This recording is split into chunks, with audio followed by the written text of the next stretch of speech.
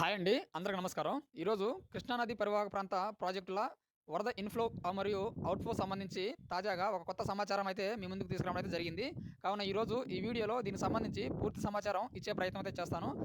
కాబట్టి ఈ వీడియో మీరు చివరి వరకు చూసి వచ్చిన సమాచారాన్ని తెలుసుకునే ప్రయత్నం అయితే చేయండి. ఇంకా లేట్ చేయకుండా వీడియోలోకైతే వెళ్దాం.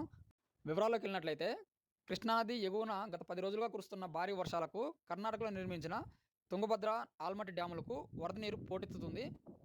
దీంతో ప్రాజెక్టుల్లోకి వరద నీరు వచ్చి చేరడంతోటి నిండుకుండని తలపిస్తున్నాయి. ఈ నేపథ్యంలో ఎగువ నుంచి వస్తున్న వరదని దృష్టిలో పెట్టుకొని డ్యాం అధికారులు ఎప్పటికప్పుడు వచ్చే నీటిని వచ్చినట్లు దిగువకైతే విడుదల చేస్తున్నారు.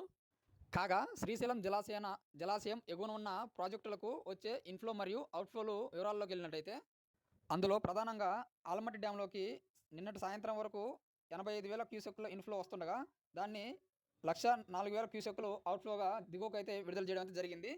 అయితే దిగువకు విడుదల చేసిన ఈ నీరు నారాయణపూర్ ప్రాజెక్టు మీదుగా నేరుగా జూరాల్లోకి చేరుతుంది.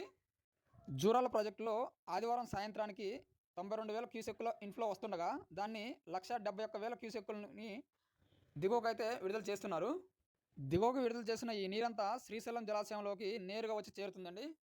దీంతో శ్రీశైలం జలాశయంలోకి ఆదివారం సాయంత్రానికి భారీగా వరద నీరైతే వచ్చి చేరుతుందండి. లెక్క ప్రకారం 96,500 క్యూసెక్కుల ఇన్‌ఫ్లో అయితే నమోదైందండి. నాగార్జున సాగర్‌లోకి ఎగువ నుంచి ఎటువంటి ప్రవాహం అయితే లేదు. కాకపోతే పరివాహక ప్రాంతాల నుంచి ఒక 3,000 క్యూసెక్కుల ఇన్‌ఫ్లో అయితే వస్తుండగా తాగునీటి అవసరాల కోసం 9,000 క్యూసెక్కుల్ని దిగువకైతే విడుదల చేస్తున్నారు. మరోపక్క తుంగభద్ర జలాశయానికి ఆదివారం ఉదయం వరకు 1,00,000 క్యూసెక్కుల ఇన్‌ఫ్లో కాగా అది క్రమంగా పెరిగి ఆదివారం సాయంత్రానికి 1,24,000 క్యూసెక్కుల భారీ ఇన్‌ఫ్లో అయితే నమోదైందండి. తుంగభద్ర నుండి 3,200 క్యూసెక్కుల నీటినైతే దిగువకైతే విడుదల చేస్తున్నారు.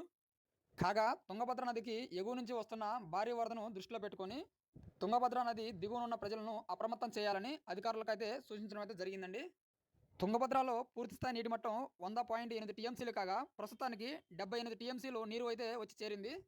దీంతో ప్రాజెక్టు నిండుకుండనైతే తలపిస్తుంది.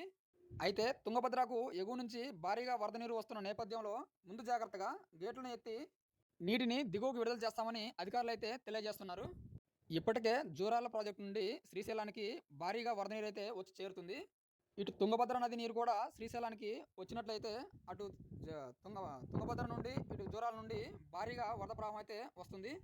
దీంతో శ్రీశైలం ప్రాజెక్టు జూలై నెలాఖరుకల్లా పూర్తి స్థాయి నీటి మట్టానికి చేరే అవకాశం ఉందని డ్యాం అధికారులు అయితే అంచనా వేస్తున్నారు.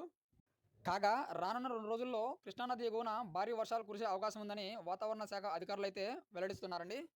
ఇది ఫ్రెండ్స్ ఇవాల్టి అప్డేటు. ఈ వీడియో మీకు నచ్చినట్లయితే లైక్ చేయండి, కామెంట్ చేయండి. అదేవిధంగా ఈ వీడియోని తోటి రైతులకు కూడా తెలియజేయండి, అది వారు కూడా తెలుసుకుంటారు. ఇంకా ఇటువంటి ముఖ్యమైన సమాచారం కోసం మన ఈ ఛానల్ని సబ్స్క్రైబ్ చేసుకొని పక్కనే ఉన్న బెల్ ఐకాన్ అయితే ఇంకొక కొత్త వీడియోతోటి మీ ముందుకైతే వస్తాను.